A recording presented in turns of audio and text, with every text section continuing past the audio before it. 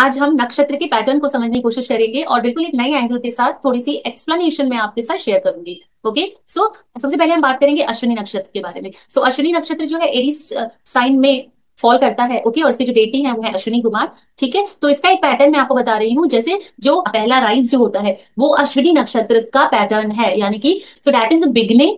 अश्विनी नक्षत्र में आपकी बिगनिंग्स बताता है एंड वो मॉर्निंग का जो सनराइज का टाइम है अश्विनी नक्षत्र को वो दिया गया है। ओके, इसीलिए यहाँ पे अश्विनी कुमार जो डेटी है यहाँ पे इनका ये हीलर के रूप में, यानी कि जो फिजिशियन ऑफ गॉड से अश्विनी कुमार को बताया गया है। यानी आपके बॉडी में एक ऑटोमेटिक हीलिंग होती है, जिससे बार आपने देखा होगा कि हमें चोट लगती है और वो अपने आप ठीक हो जाती है। तो this is due to this Ashwini Kumar. Okay, उनका अश्विनी नक्षत्र, तो आप उन लोगों को देखेंगे उनको सुबह जल्दी उठने की आदत होगी। ओके, अब हम बात करते हैं भरणी की। तो भरणी का जो नक्षत्र है इसके रेटिंग है यम। और यम कौन थे? यम थे सूर्य के पुत्र। ओके सो सूर्य के पुत्र, यानी कि ये जो भरणी नक्षत्र है ये फैमिली लीनियज को दिखाता है। ठीक है, यहाँ पे आप डिपेंडेंट होते हैं। जैसे अब हम बात करते हैं कृतिका नक्षत्र की। तो कृतिका नक्षत्र है और ये जो पैटर्न है हर दिन राइज होने का, ये कृतिका नक्षत्र के पैटर्न में आता है। यहाँ पे जैसे आज फर्स्ट टाइम सनराइज हुआ। ओके, हफ्ते में हम एक वीक को लेकर के चल रहे हैं, उसमें एक वीक में जो हर दिन वही सेम रेपिटेटिव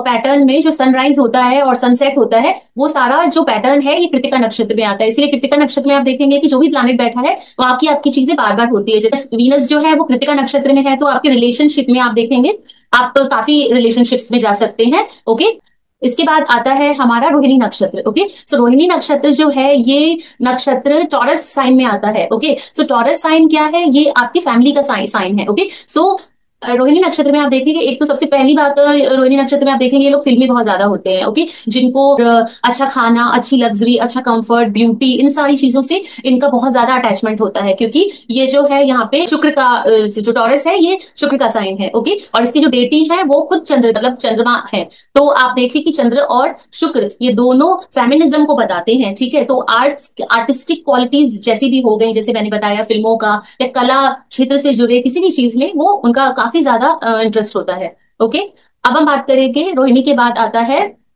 मृगशिरा नक्षत्र। अब ये मृगशिरा नक्षत्र ये वो नक्षत्र है जब अब सूर्य जो है अपनी हॉबीज को, अपनी इंटरेस्ट की चीजों को परस्यू करना चाहते हैं। ओके सो इसमें आपको मृगशिरा नक्षत्र, यानी कि ये जो किंग है, ये जो सन है, ये अपने इंटरेस्ट से रिलेटेड जो भी इनको चीजें पसंद है वो करना चाहते हैं। तो मृगशिरा नक्षत्र में जो भी प्लानेट वो चीजें आपको आप एंजॉय करेंगे वो चीजें करना। और क्योंकि किंग है और वो सूर्य है तो यहाँ पे प्रिकॉशंस लेना है, क्योंकि जेमिनाई साइन में भी फॉल करता है मृगशिरा नक्षत्र। तो यहाँ पे आपको लोगों से बाहर निकलना है और मिलना है। तो इसीलिए मृगशिरा नक्षत्र का जो रूलर है वो है मंगल। ओके, मंगल की रूलरशिप दी हुई है, यानी आपको यहाँ पे प्रिकॉशंस लेने हैं और आपको बहुत ही संभल करके अपनी उन रुचि जिसमें आप इंटरेस्ट ले रहे हैं उन चीजों को करना है, डिस्ट्रैक्ट नहीं होना है। ओके, फिर मृगशिरा के बाद आता है आद्रा नक्षत्र। अब आद्रा नक्षत्र ये रुद्र के डेटी है। ओके, तो मृगशिरा नक्षत्र में जिन हॉबी को आप परस्यू कर रहे थे, अगर उन हॉबीज को परस्यू आपने एक लिमिट पे किया है, जैसे कि मंगल उसके रूलर थे और सोम थे उसके वो डेटी थे। ओके सो यहाँ पे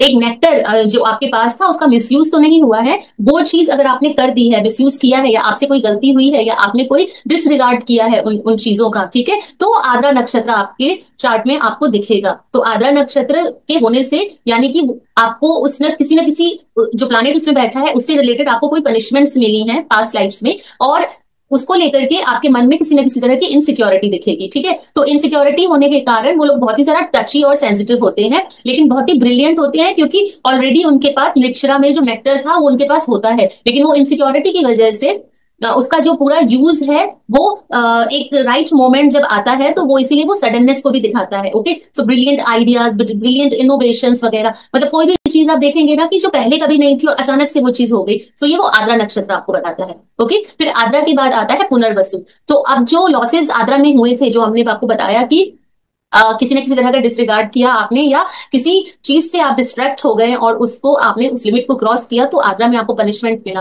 देन फिर आद्रा में आपने उन चीजों को, जब आपको दोबारा से वो नक्षत्र मिला, आपने उन चीजों को संयम में रख के अच्छे से फॉलो किया, तो उसके बाद आपको पुनर्वसु नक्षत्र मिल रहा है, कि यानी आपने जो पास्ट लाइफ में चीजें खोई थी, now you have this Punarvasu nakshatra so that you can regain all your powers once again. Okay so Punarvasu नक्षत्र का मतलब है दोबारा से चीजों को करना। ओके, जो भी प्लानेट इसमें होगा आपको आपके पास माँ अदिति जो डेटी है इनकी पुनर्वसु नक्षत्र की, ओके। सो यहाँ पे उनकी तरफ से आपको ब्लेसिंग्स और प्रोस्पेरिटी मिल रही है। अगर वो चीज आपकी बार बार ब्रेक हो रही है तो पुनर्वसु नक्षत्र से आपके पास फुल कैपेबिलिटी है उस चीज को बार बार करने की, ओके। सो आप को बस इतना ध्यान रखना है कि पुनर्वसु नक्षत्र जो है वो श्री राम जी का नक्षत्र है, ओके। आपने देखा था श्री राम जी कभी भी दायरे से बाहर जाकर के कोई भी काम नहीं करते थे, वो हमेशा दायरे के अंदर रह के ही काम करते थे। तो आपको इन्हीं बातों का ध्यान रखना है कि आपको अपनी बाउंड्रीज में ही आपको चीजें करनी है, ओके, और दूसरों के हित में आपको काम करना है।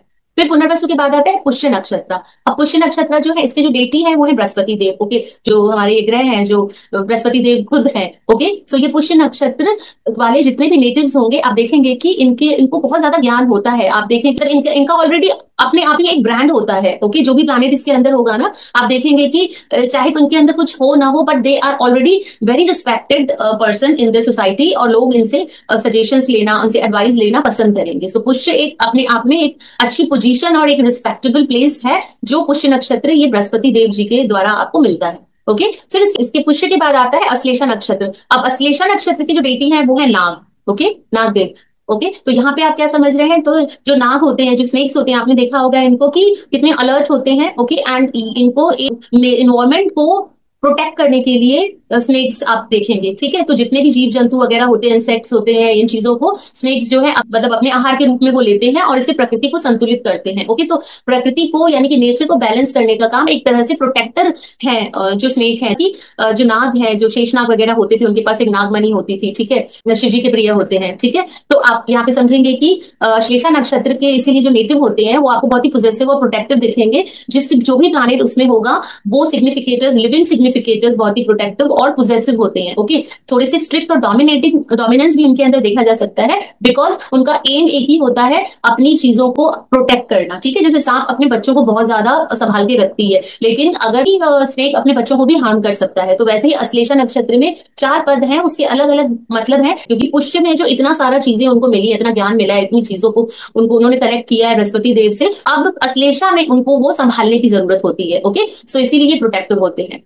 तो ये था अश्विनी से लेकर के अश्लेषा तक का छोटी सी एक कोशिश थी, इसको नए एंगल से मैंने कोशिश की आपको समझाने की। अगर आपको पसंद आई तो मैं नेक्स्ट माघा से लेकर के ज्येष्ठा तक की वीडियो दोबारा जल्दी ही बनाऊंगी, okay. So this is it, मिलते हैं नेक्स्ट वीडियो में। Till then take care and thank you so much.